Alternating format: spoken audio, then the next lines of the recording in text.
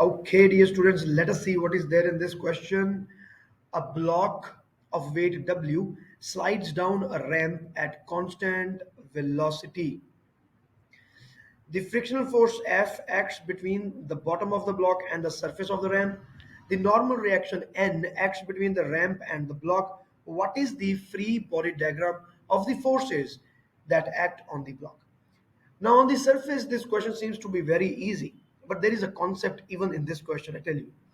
See, what is happening is like this is the inclined plane, and I can say that there is this body there. So obviously, it is having a weight which is acting vertically downwards.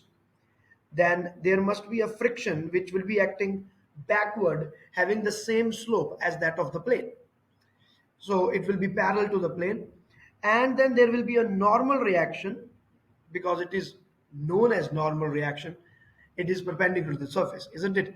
So this will be the diagram, but when we check the options, all the diagrams are looking similar. So overall it seems that all of these answers are similar. So how to choose the right answer from these four options?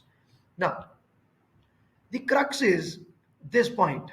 So many of the students will miss this point while reading the question statement.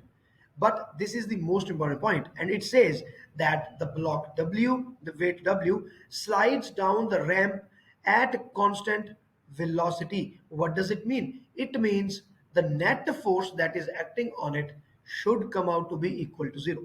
It means we have to choose one of these diagrams in which F net, the resultant of the three forces, is coming out to be equal to zero. We have to choose like that. Now this is having excessively normal reaction is lesser here. Here the normal reaction is very very big. So both of these are absolutely wrong. These are not possible things.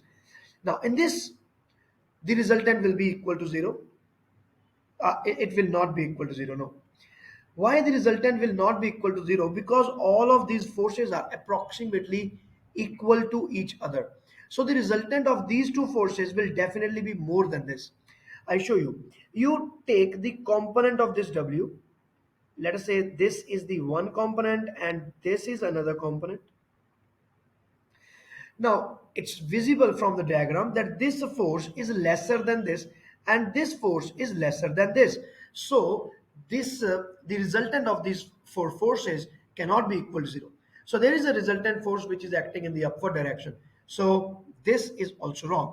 We are left only with the option D. So, definitely answer is D, but let me prove it. Now, you see, if we make this, we extend this line and we make a perpendicular here. Now you can see that the component of this weight is approximately equal to the normal reaction. Similarly, if we are making this as 90-degree and this like this, so this is approximately equal to this. These lengths are equal to each other. So I can say that in the case of D, the resultant of the three forces will come out to be equal to zero. So this is how we reach the conclusion that D should be the correct answer. So with this, all the best.